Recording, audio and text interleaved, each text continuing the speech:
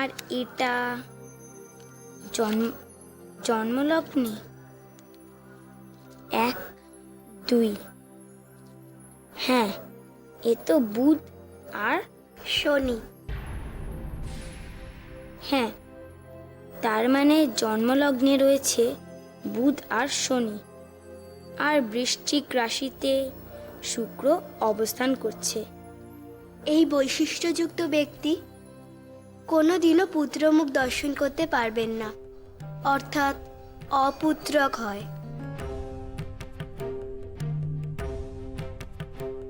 এত কিছু রাজকুমারী জানলো কি করে? আচার্যদেব তো আমাদের এত কিছু শেখায়নি। আচার্যদেবকে শেখাতে বলতে হবে। তুমি তো বেশ ভালো গণনা করতে পারলে। হ্যাঁ, আশ্রমে তো আমরা গণনা করতে শিখেছি। আচ্ছা মিহির, তোমার আশ্রমে যেতে কেমন লাগে? খুব ভালো লাগে।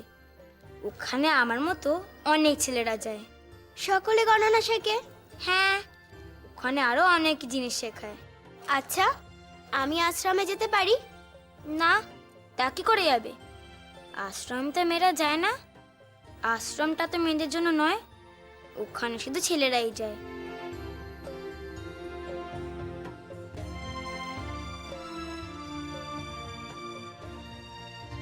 তুমি দুঃখ পেয়েছো রাজকুমারী? ঠিক আছে, মন খারাপ করো না। আমি তোমাকে গণনা করা নিশ্চয়ই শেখাবো। সত্যি? হ্যাঁ, মহারাজ যদি আমাকে অনুমতি দেন, আমি নিশ্চয়ই শেখাবো।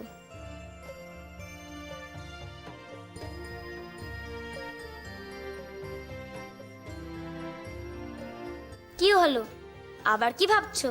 না, আমি ভাবছি রাজসভার বিষয় যে বিশেষ অনুরোধটা আমি বাবাকে করব, সেই অনুরোধটা যেন বাবা রাখে। সিংহলের রাজা উপতিষ্য হঠাৎ কবে থেকে এত বুদ্ধিমান হয়ে উঠলেন? রাজসভায় গুরুত্বপূর্ণ সিদ্ধান্ত নেওয়া হবে, আর আমাকে সেখানে ডাকা হলো না। এ কেমন খেলা?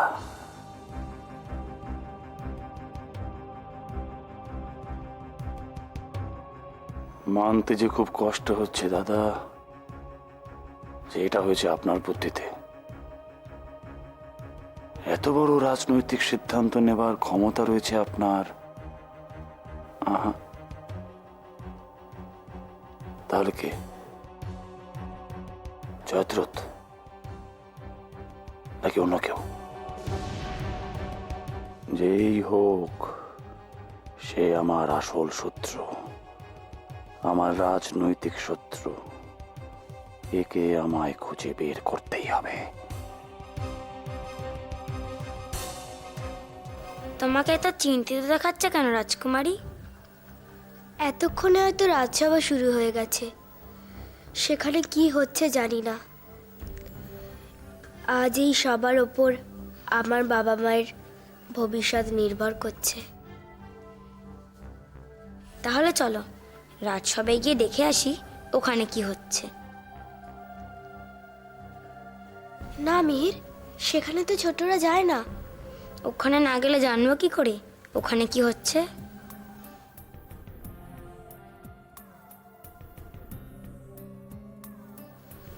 লুকিয়ে লুকিয়ে দেখবে? তাই চলো। জয় মহারাজের জয়, জয় মহারাজের জয়, জয় মহারাজের জয়, জয় মহারাজের জয়, জয় মহারাজের জয়, জয় মহারাজের জয়, জয় মহারাজের জয়, জয় সিংহলের জয়। আসন গ্রহণ করুন। আমি সিংহলের নৃপতি উপতিষ্য। আপনাদের মঙ্গল করাই আমার একমাত্র কর্তব্য। আপনাদের শুভ হোক সেটাই আমি চাই, সেটাই আমাদের একান্ত কাম্য। বিগত কিছুদিন ধরে রাজ্যে যা যা ঘটনা ঘটে চলেছে, তার জন্য আপনারা অনেকেই দুবিধায় আছেন, মনে প্রশ্ন জেগেছে।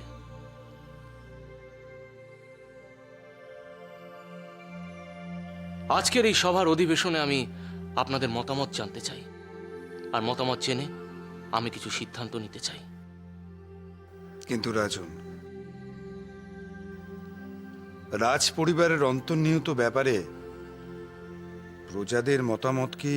হ্যাঁ রাজপুরোহিত মশাই, আমি যাদের জন্য রাজ্য শাসন করি তাদের মতামত জানাটা আমার কাছে যথেষ্ট গুরুত্বপূর্ণ।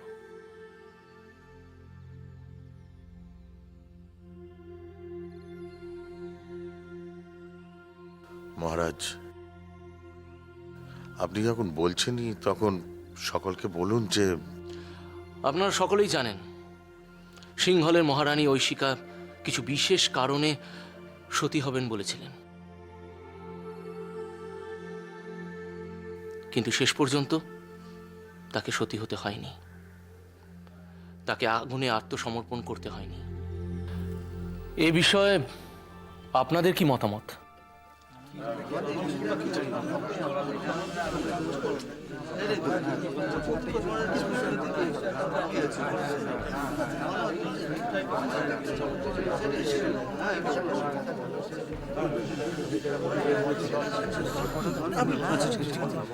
আগুনে আত্মসমর্পণের প্রতিশ্রুতি দিয়েও মহারানী তা করলেন না। এতে আমাদের সিংহলের অশুভ কিছু ঘটবে না তো?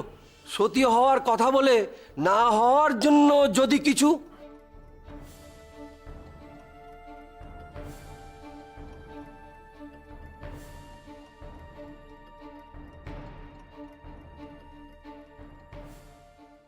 শাস্ত্র মতে অপ্রয়োজনে আত্মত্যাগ করলে পাপ হয়, এবং সেই পাপের দায়ভার বর্তায় সকলের উপর।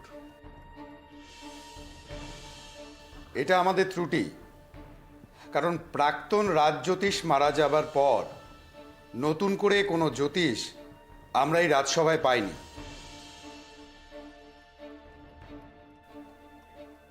তাই মহারাজের জন্মকুণ্ডলী ঠিকঠাক বিচার করাও সম্ভব হয়নি।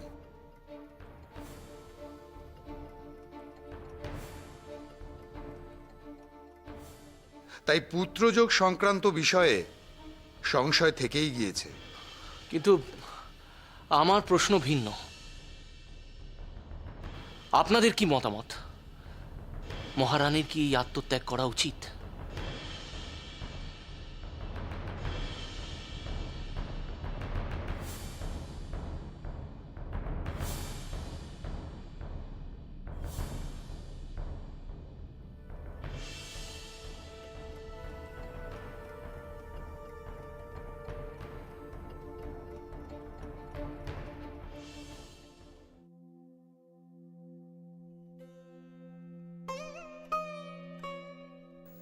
কেউই চাইবে না যে নারী আত্মত্যাগী না হয়ে প্রাসাদের বিলাসিতায় জীবন কাটাক। মহারাজ রাজসভার আয়োজন করছেন ঠিকই, কিন্তু পুরো বিষয়টাই অর্থহীন। মানুষ কি আর বলবে? যে কোনো মানুষই চায় নারীকে আত্মত্যাগী হিসেবে দেখতে, তা সে মা, স্ত্রী, কন্যা যাই হোক না কেন। সন্তান প্রতিপালন বা পিতৃগৃহ ছেড়ে শ্বশুরবাড়ি যাওয়া বা সংসারের জন্যে নানা রকম ত্যাগ স্বীকার সবসময় করতে হবে নারীদের। আমিও তার ব্যতিক্রম নই। আমার এই বিষয়টা নিয়ে নানা রকম মতের আদান প্রদান।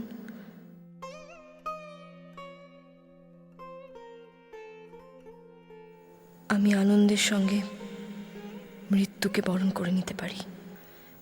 এই পরিস্থিতির মধ্যে দিয়ে চলার চেয়ে মৃত্যু অনেক ভালো।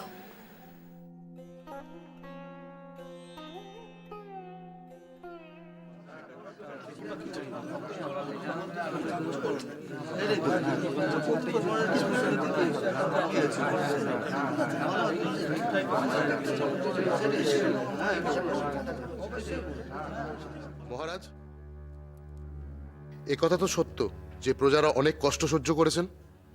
পীরজ্বরে আক্রান্ত হয়ে বা প্রাকৃতিক দুর্যোগের কারণে অনেকেই প্রাণ হারিয়েছেন। প্রজাদের ভবিষ্যতের কথা বা পরবর্তী রাজা, এ বিষয়ে আমরা কিছুই জানাতে পারিনি। তারা সম্পূর্ণ অন্ধকারেই রয়ে গেছেন। এ বিষয়ে কোনো সিদ্ধান্তই তাদের জানানো হয়নি। হ্যাঁ, তার কারণ সব সময় সব কথা জানানো সম্ভব হয় না। না, আমি তা বলছি না। এই যে রানীমা সিদ্ধান্ত নিলেন যে সতী হবেন, হলেন না, এ ব্যাপারে মহারাজের তো পুত্রযোগ নেই, তাহলে রানীমার আগুনে আত্মসমর্পণ করেই বা মহারাজের দ্বিতীয় বিবাহ করেই বা লাভটা কি? রানীমা সবসময় আমাদের ভালো চেয়েছেন, সিংহলের মঙ্গল চেয়েছেন। সময়টা আসলে খুব খারাপ যাচ্ছে, তাই এত সমস্যা। আচ্ছা, রানীমা সিংহলের জন্য সুলক্ষণা তো?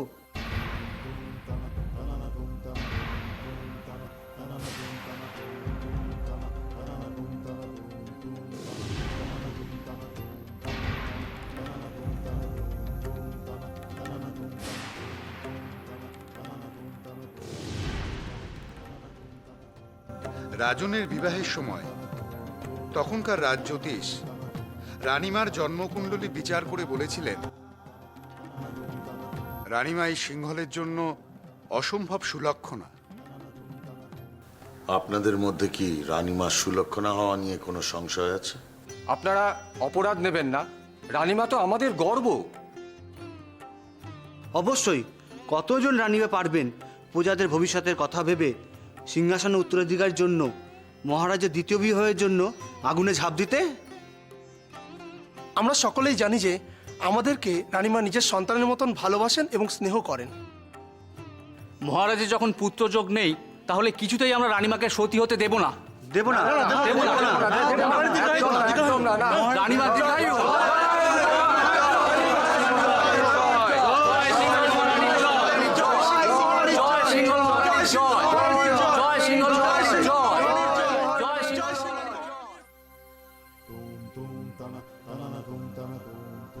প্রণাম রাজৌদি। বল, কি খবর? রাজসভায় প্রচুর আলোচনা চলছে। রাজপুরোহিত মশাই বলছেন রানীমার আত্মত্যাগ অর্থহীন, কারণ মহারাজের কোনো পুত্রযোগ নেই, আর এই অর্থহীন আত্মত্যাগ করলে পাপ হয়। বাহ, আলোচনা তো দেখছি বেশ জমে উঠেছে। তারপর রাজপুরোহিত মশাই বললেন রাজ জ্যোতিষীর পদ শূন্য থাকার কারণে মহারাজের জন্মকুণ্ডলী বিচার করা সম্ভব হয়নি, তাই পুত্রযোগ না থাকার কথাও জানা যায়নি। ঠিক আছে, তুই এখন যা। প্রণাম রাজৌদি।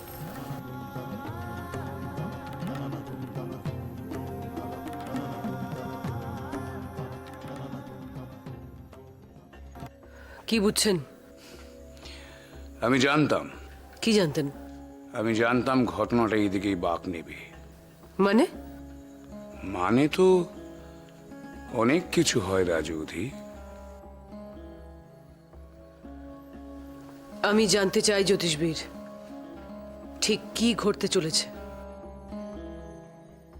আমার নিজের নামটা রাজ জ্যোতিষী হিসেবে প্রস্তাবিত করার এই এক সুবর্ণ সুযোগ, কিন্তু তার আগে রাজকুমার আর রাজৌধির বিশ্বাসের জায়গাটা পুরোপুরি জিতে নিতে হবে। তাহলে আমার হয়ে তারাই এই প্রস্তাব উপস্থাপনা করবেন।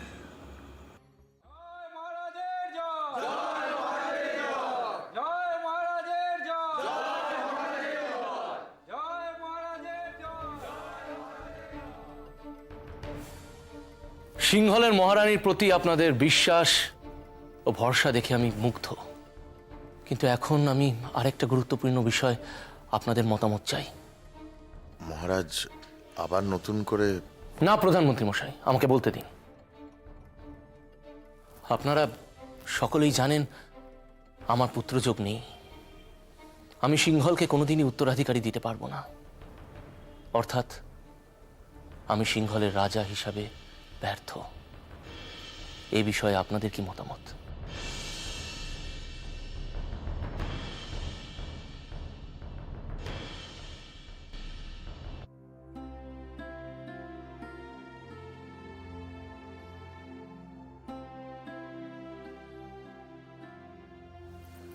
রাজিমা, ও তোমরা কখন এলে?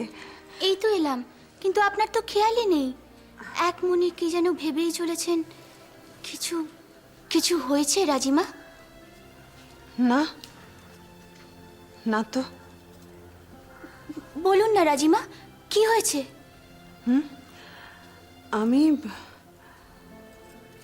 আমি একটা কথা ভাবছিলাম, আর সেটা ভাবতে ভাবতে নারী হিসেবে খুব লজ্জা করছিল এই সমাজটার জন্যে।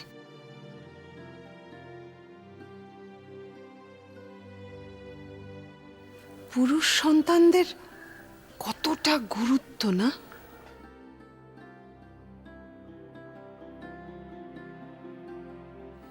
একজন নারীকে পুরুষ সন্তান জন্ম দিতেই হবে, তা না হলে সে কিসের সতীসাধ্যী স্ত্রী?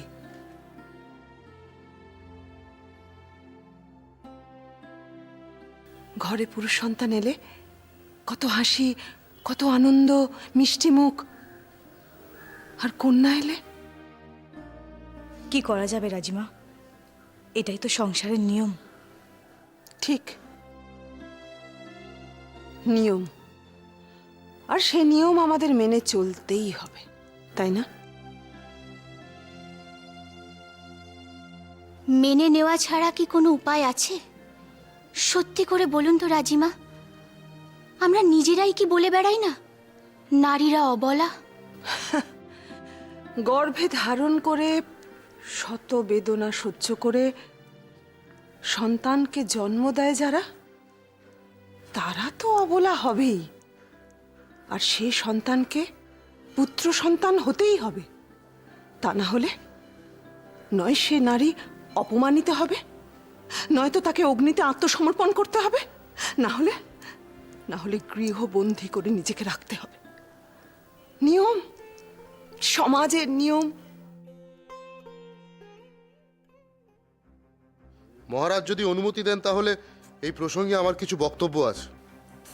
বলুন। আমরা সকলে জানি সিংহলের আইন অনুসারে রাজ পরিবার থেকে যদি কেউ রাজা হন তাহলে তার পুত্র সন্তান থাকাটা প্রথম শর্তের একটি। কিন্তু এক্ষেত্রে তো মহারাজ উপতিশ্যই সেই আইন লঙ্ঘন করেছেন, তাই তাকে কি আর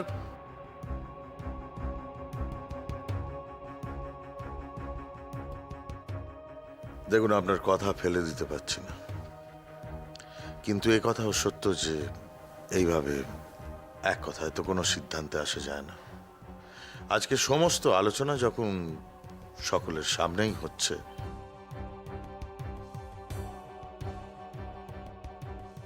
তাই আমরা বলছি আসুন আলোচনার মধ্যে দিয়ে আপনাদের মতামত আমরা শুনি। আমি কিছুই বুঝতে পারছি না। আমার মা বাবা তো সিংহলের জন্য কত কিছু করেছে, তবু কেন সব প্রশ্ন উঠছে? আসলে সব দোষ আমার। আমি কন্যা সন্তান বলে বাবা মায়ের এত কষ্ট।